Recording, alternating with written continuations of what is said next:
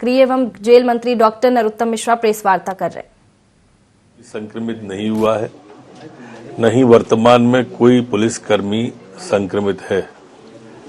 पिछले 24 घंटे में जो वैक्सीनेशन हुआ है वो 1639 लोगों का वैक्सीनेशन हुआ है। आज तक जो कुल वैक्सीनेशन हुआ है वो 13,35,68,318 लोगों का वैक्सीनेशन हुआ है। जी, पूर्व मंत्री राजा पटेरिया की गिरफ्तारी हुई है। आज सुबह 6 बजे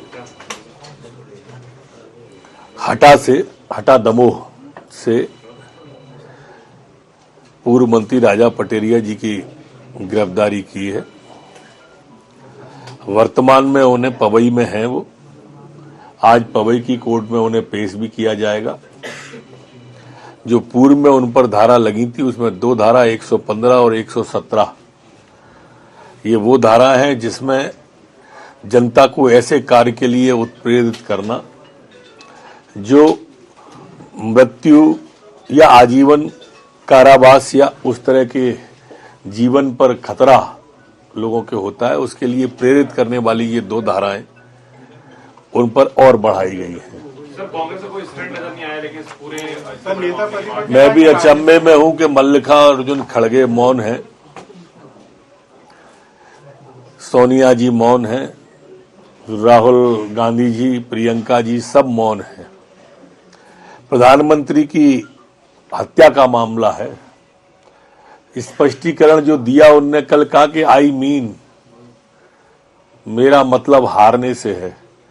अब हिंदी के शब्दकोश में हत्या का मतलब हारने से कहीं भी नहीं है, लेकिन कांग्रेस भी शब्द गढ़ती है।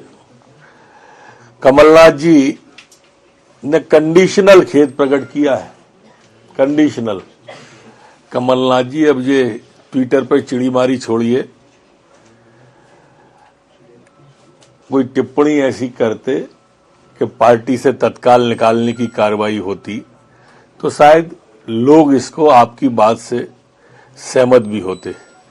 कमलनाथ जी, आपका इस मामले में आचरण ऐसा ही है जैसे आप अपराध की तो निंदा करते हैं और अपराधी को शरण देते हैं। कांग्रेस को माफी मांगनी चाहिए क्या इस पूरे मामले में?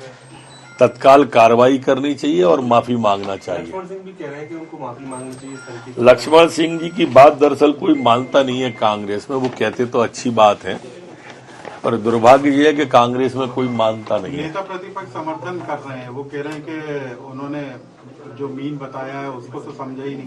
नेता प्रतिपक्ष पहले मीन का मतलब तो समझाए, हत्या के मीन का मतलब हारना कैसे होता है ये तो बताएं। नेता प्रतिपक्ष का समर्थन नहीं है। नेता प्रतिपक्ष को दिल्ली से आया होगा ये बात कहने के लिए, गांधी परिवार का जो इटालियन कांग्रेस है उसने कहा होगा कि आप ऐसा कहो, उसके पक्ष में बयान दो। और नेता प्रतिपक्ष का बयान ये स्पष्ट रूप से कह रहा है कि उन्होंने अपराधी को प्रश्रय देने का काम किया है, अपराधी को सपोर्ट देने का काम किया है। जिस चीज की गोविंद सिंह जी को निंदा करना चाहिए उसमें वो सपोर्ट कर रहे हैं, ये भी निंदनीय कृत्य है। सर, उज्जैन में एक निबंध प्रतियोगिता हो रही है मोहम्मद पैगंबर पर, जिसमें एक क्लॉज डाला गया है कि गैर मुस्लिम ही जो है उसमें भाग ले सकते हैं। तो एक धर्मांतरण का एक नया तरीका कह सकते हैं सर। मेरे संज्ञान में ये विषय लाया गया था। उज्जैन में पैगामे इंसानियत सोसाइटी के द्वारा एक निबंध प्रतियोगिता आयोजित की गई थी जिसमें गैर मुस्लिमों को भाग लेने का कहा गया था। मैं भी नहीं समझ पाया इस प्रतियोगिता में ऐसा कैसे हो सकता है, ये कौन सा तरीका है। और जैसे ही मेरा मामला संज्ञान में आया था वैसे लोगों ने नियत पर ही सवाल खड़े कर दिए थे परीक्षा की, और मैंने एसपी को निर्देश किया है तत्काल परीक्षा को स्थगित करवाएं। सर, नशे का कारोबार काफी तेजी से बढ़ रहा है और इसकी वजह से बड़ी हुक्काबार लाऊंगा। क्या हो गया? जमाने आ रहे हैं नशे के कारोबार की। सर, शाहरुख खान जो है मत्था टेक रहे हैं वैष्णो देवी में, आमिर खान पूजा कर रहे हैं फिल्म सक्सेस के लिए, ये किस तरह का बदलाव? समाज अब जागृत हो गया है। ये बात इन सबको भी अगर समझ में आ गई है तो अच्छा है। सबको अपनी अपनी आस्था के अनुसार पूजा अर्चना करने का अधिकार है। जिसकी आस्था जिसमें है वो उसकी पूजा करे, लेकिन किसी की भावना को आहत न करें, इतनी सी बात है। जहां तक आपका सवाल, हुक्काबार नशे के कारोबार से अभी तक हुक्का बार को परिभाषित ही नहीं किया गया था। गृह विभाग के द्वारा इसे परिभाषित और प्रतिबंधित करने की कार्रवाई अभी तक नहीं थी, वो की गई है। इसमें अब सजा का प्रावधान 1 वर्ष से 3 वर्ष का गृह विभाग ने प्रस्तावित किया है, जो कैबिनेट को जाएगा। और जो 50,000 का जुर्माना है उससे 50,000 से 1 लाख तक का करने का प्रावधान किया गया है। धारा 27 का, धारा 4 का के अधीन अपराधों को संज्ञेय श्रेणी पुलिस हस्तक्षेप योग्य अपराध बनाने का प्रस्ताव दिया गया है।